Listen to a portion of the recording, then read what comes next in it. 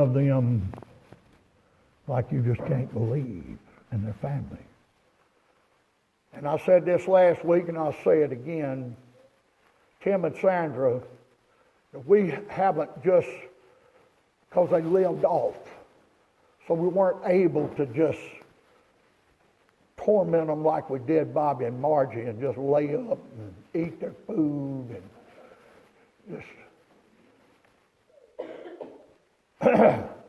But now, I'm telling you, Tim and Sandra is first class.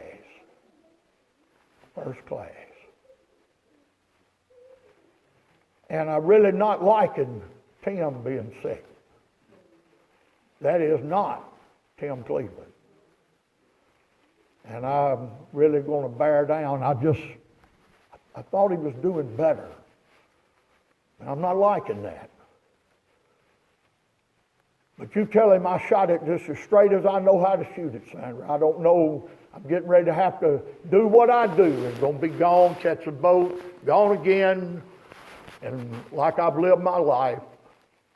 So I really don't know when I'll be back. You may never see me again, but I'm going to leave something with you. And listen to me. The Lord hath turned away the excellency of Jacob as the excellency of Israel. Listen to this. For the emptiers have emptied them out and marred their vine branches. The emptiers have emptied them and drained them and sucked the life out of them.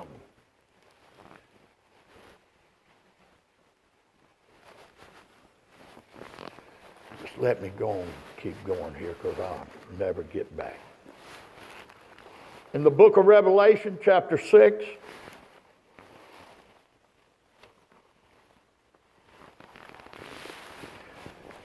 and I saw when the Lamb opened one of the seals, and I heard as it were the noise of thunder, one of the four beasts saying, Come and see.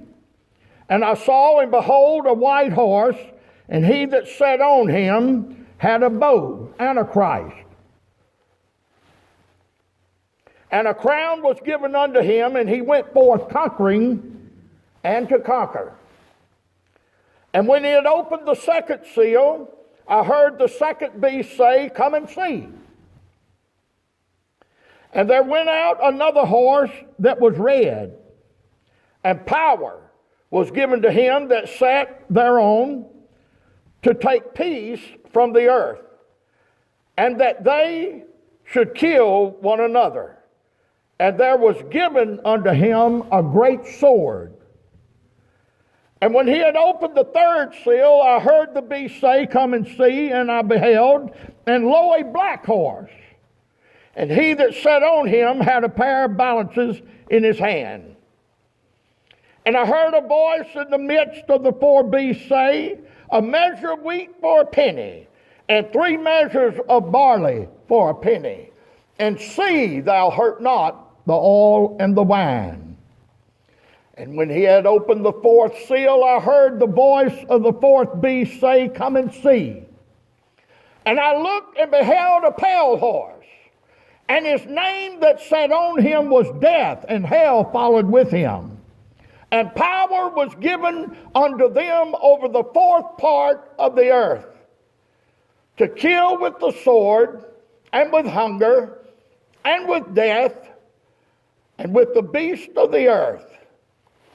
And I want to preach to you this morning on the emptiers are coming. The emptiers are coming. Just to give you a little background, a little set of, just to set the stage, the prophet Nahum, that was probably a man like me and you. He said, I wasn't a prophet, nor the son of a prophet. He just kind of come out of the field with a call of God on his life. He didn't have the heritage or the lineage. He just had the call. Many are called, but few are chosen. And so he calls and comes out of the field with a word for Nineveh. That great city that a few chapters back, books back, had seen great revival. 50 years ago, Nineveh remembers, the old people remembered what had happened back then. Revival under Jonah. 50 years has come and gone, and now they're in the place where God has given up. They will not listen, will not do, will not try, have turned from the straight way, and now God says that's enough.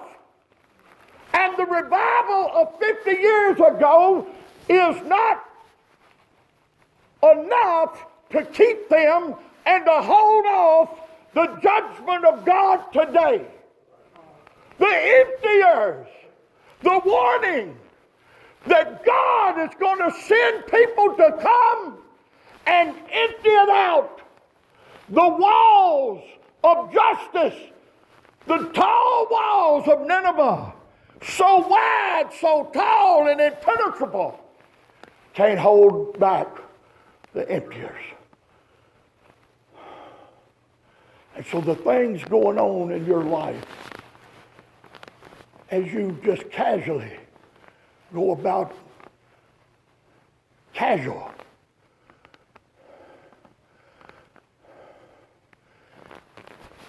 and forget when Jonah walked through the city and said thus and so, and if you don't, judgment's coming. And they repented. Thousands and thousands and thousands and thousands of them, Rodney, turned to God. But something happened with time. Time has a way of working on you. You're either going to get closer to God or you're going to drift away. And time worked on that revival. Some died, many backslid, and some just forgot. 50 years. And now, the voice of the prophet rises, and he says, it's payday! Time has come, and it's payday. He says, I'm coming with the emptiers. And this city will only be a shell. And I've watched guys, I preached to a man right here in this church 30 years ago. He come to the altar. Just because you come once is not going to get the job done. And come twice, still won't get the job done. And come for a while and still won't get the job done. And he come and I saw him, he backslid, and I preached that night on the hounds of hell. And I said, Billy, where you been? He said, the hounds of hell is after me. That David said that he would be like the hart that panteth after the water brook, and so panteth my soul after thee. As that little deer is being run by the hounds, and they won't let up, and they own him, and cut to Messiah, and they own him, and they won't let up, and he can hear him, and he wants a drink of water, and he wants some reprieve, but he cannot get it, because he can't afford to stop, because they're going to catch him. I said, Billy, what's wrong? He said, the hounds of hell, the hounds of hell. And his wife died in a crack house over here on Clay Street of Alexander, took the kids. Billy lost his pilot license, and I don't even know if he's alive. Hadn't seen him in 20 years. And the hounds of hell emptied him out.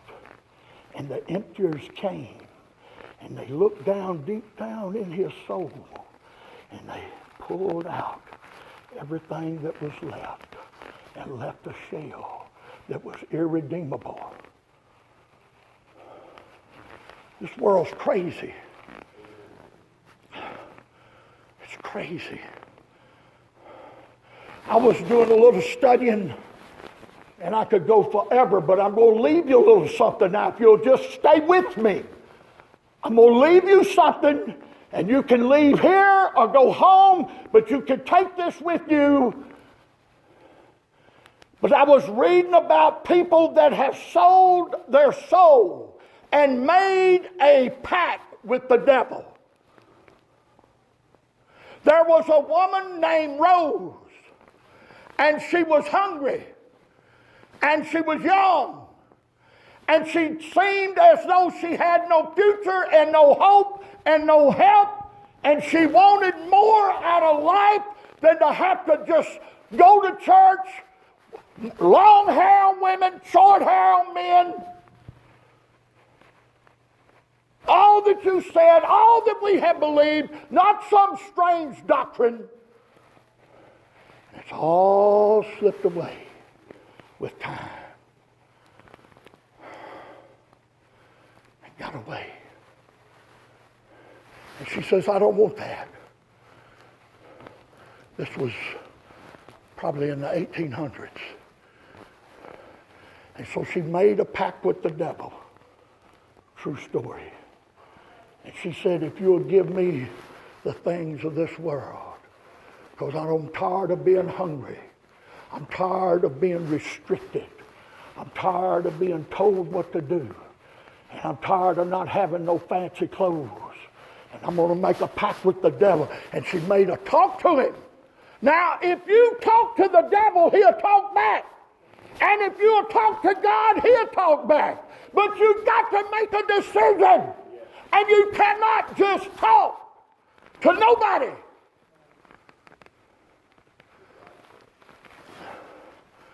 And so she said, okay, devil, I'll give you my soul. And so this is what he done. He gave her a stick, the devil did, and anointed that stick. And she stuck it between her legs, and she said, go in the name of the devil. And so we have today the picture in our minds of a witch on a broomstick. But that started with Rose that just couldn't get enough and wasn't willing to be poor and was pulling and grabbing for the world.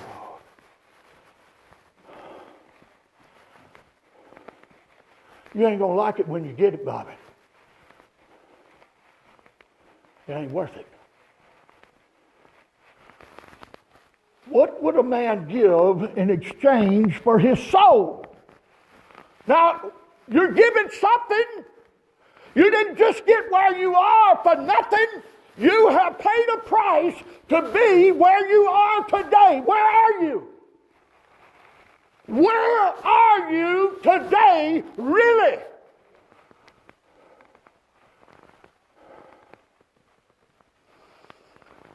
And so, sister, here 3 or 4 days ago, I lost my mind. Couldn't believe it. I've never seen it before. I've traveled most of my life.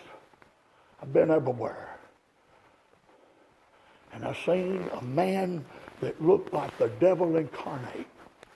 And he had a woman coming with him with the most pitifulest looking thing with a pair of blue jeans on and her hair whacked to who knows where.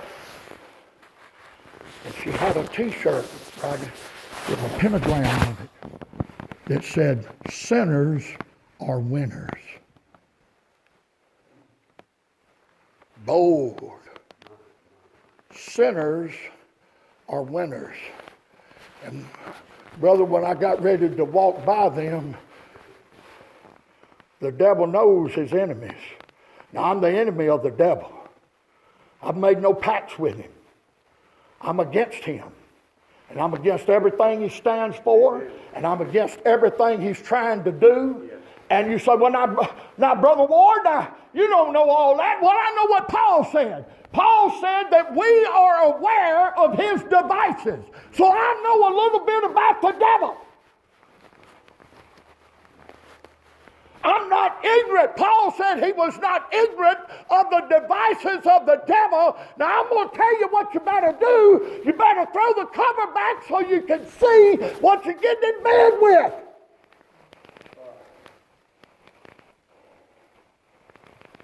Well, you may done climbed up in there with something you don't really want.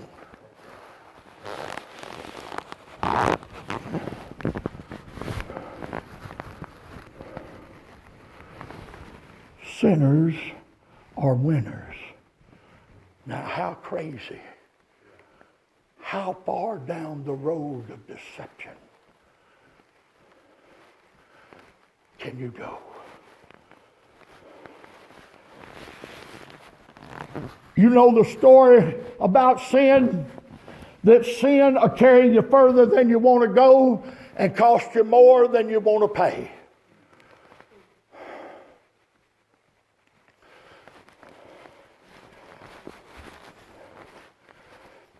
And so now Nineveh is headed towards destruction. Judas sold his soul for 40 pieces of silver. And then he tried to get it back. He said, I really did not mean to do this. I didn't know you was going to kill him. I didn't know you was going to crucify him. I just thought you might just do a little something that I could live with. Huh? Can you live with it? Judas couldn't live with it. And it started eating on him. And it started bothering him. It started grinding on him. And he said, look, I don't want the money. The money's too much. I don't want it. I don't want it. And he throwed it back. But it still ate at him. Because that spirit that was in him, it wasn't enough. And so he just lets it eat and lets it eat and lets it eat until he hangs himself. And then he gets to go to hell.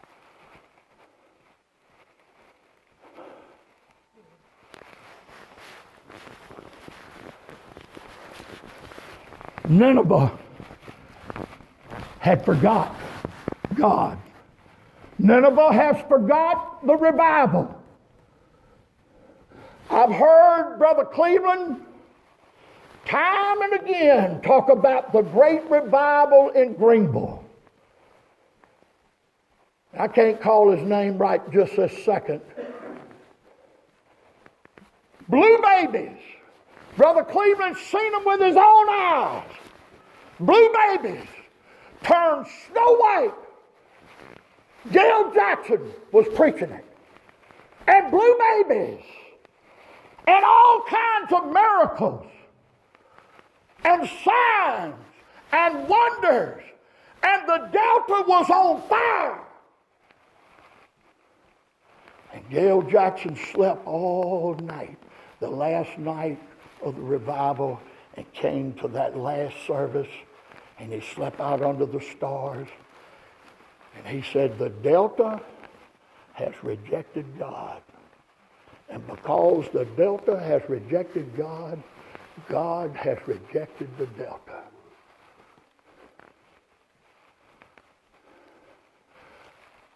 Hundreds and hundreds of people were brought in during that great revival.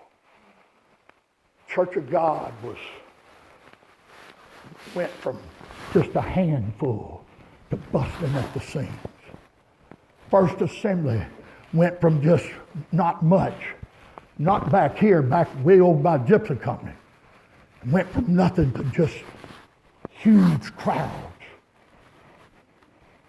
And people was talking everywhere. Talk. Said, did you see it? Did you hear about it? And it had Greenville, Mississippi above. Something happened. A revival 50 years ago was not enough to sustain it for today, because the emptiers came and they began to suck the life out of the church with the charismatic movement and these old wild crazy music that they got today in the name of gospel. And it is not a gospel, it's another gospel, and it is not the true gospel. Oh, now, Brother Ward, don't worry, we're going to talk about you. You won't be the first.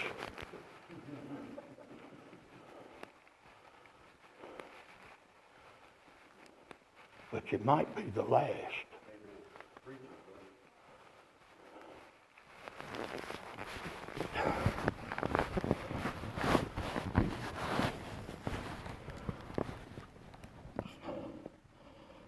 And we ought to give God the praise. And we ought to give God the glory. And Herod began to give a speech. And he talked to them, and he was eloquent, and his words were powerful. And they said it's the words of a God and not man. And rather than giving God the glory, instantly the worms come and consumed him, and he fell down and died. Instant. He never knew when he stood up and began to start that great speech, and all his eloquence and all his whatever he had going for him, and his ability to persuade people. Now you better be kind of careful on who you listening to and who you letting persuade you.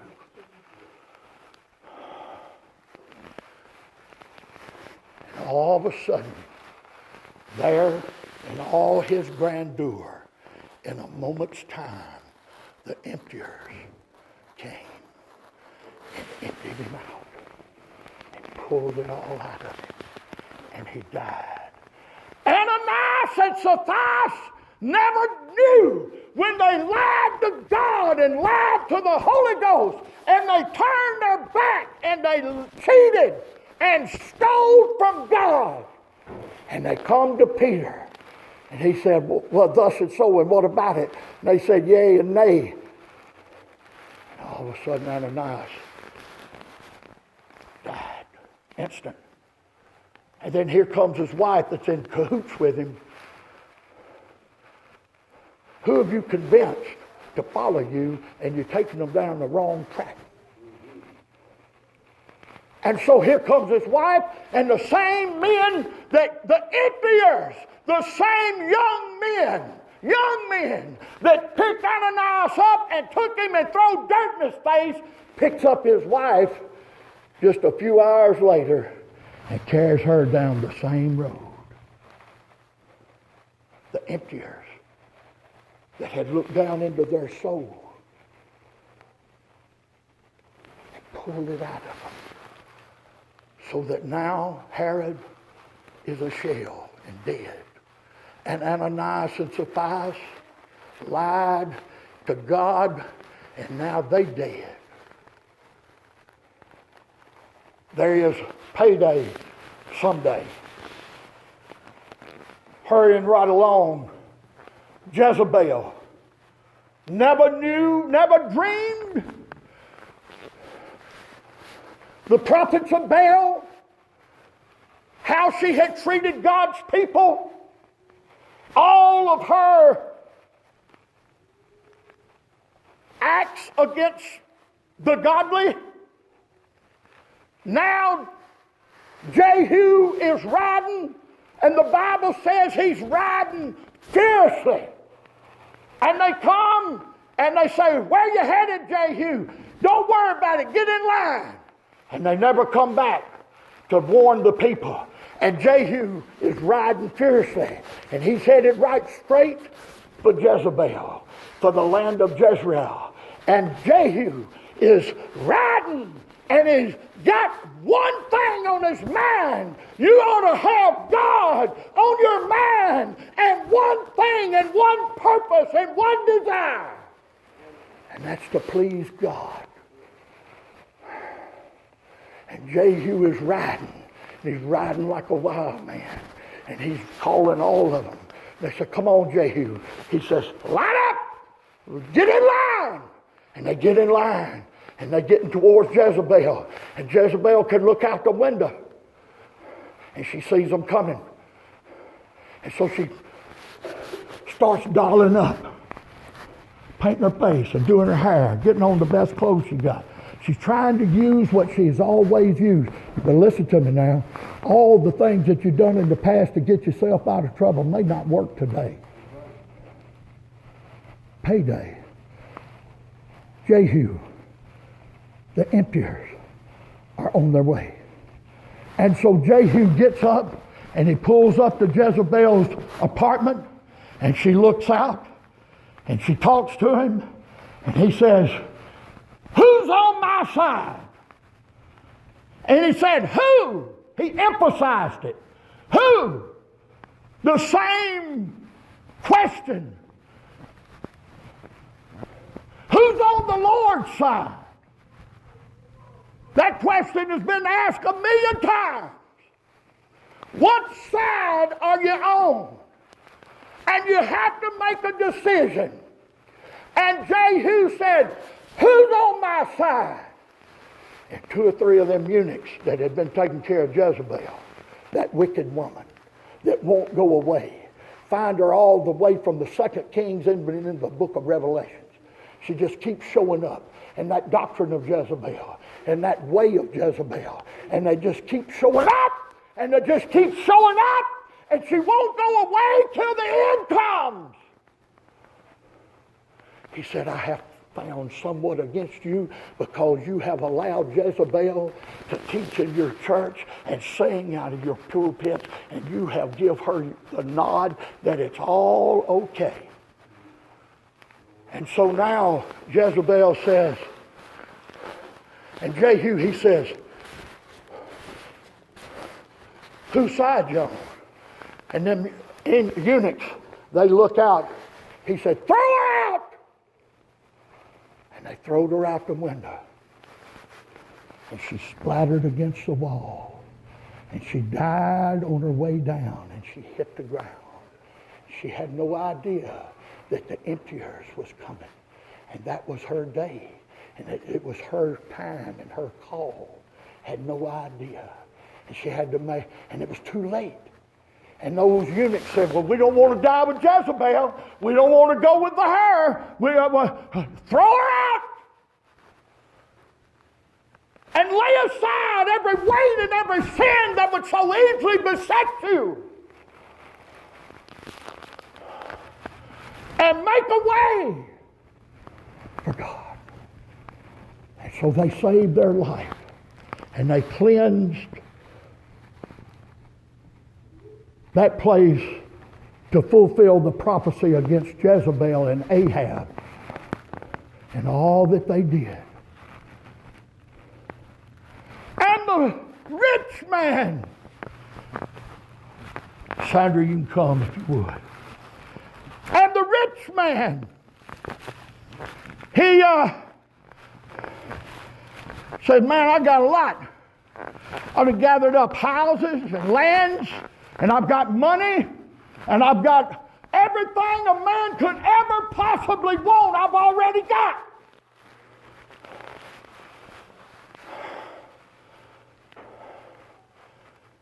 He said, I tell you what I think I'm going to do. Have you talked to yourself? Have you had a conversation with what you think you might need to do? His conversation says, well, I tell you what I'm going to do, soul. You might need to do some talking to your soul. So I tell you what I'm going to do, soul. I'm going to build me a new barn. And he did. And I'm going to say, soul, sit back, eat, drink, and be merry. And God said, thou fool, said, this day shall thy soul be required of thee. And the emptiers came and took everything he had, and he never saw anything come out of all that he had worked for his whole life. It came to nothing. It was like wax melting on the candle. Listen to me now. I'm going to leave you a little nugget.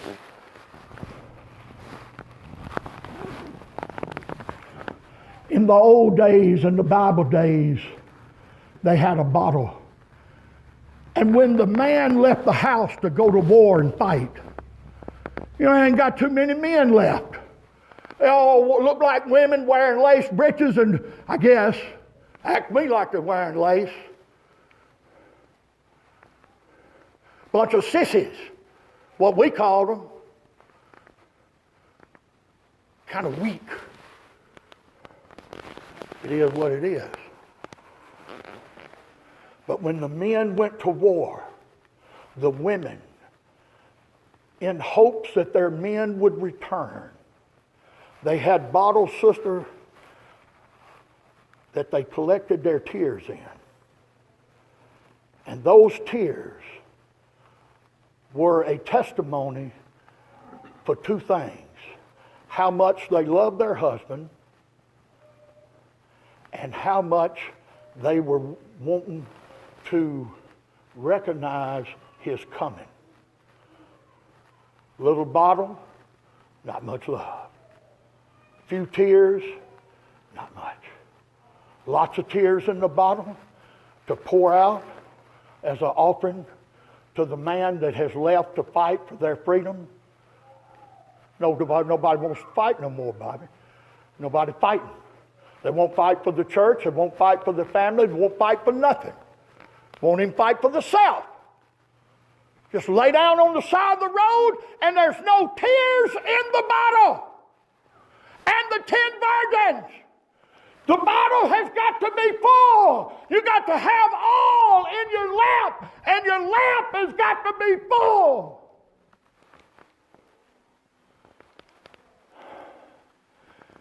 No tears in the bottle. In expectancy.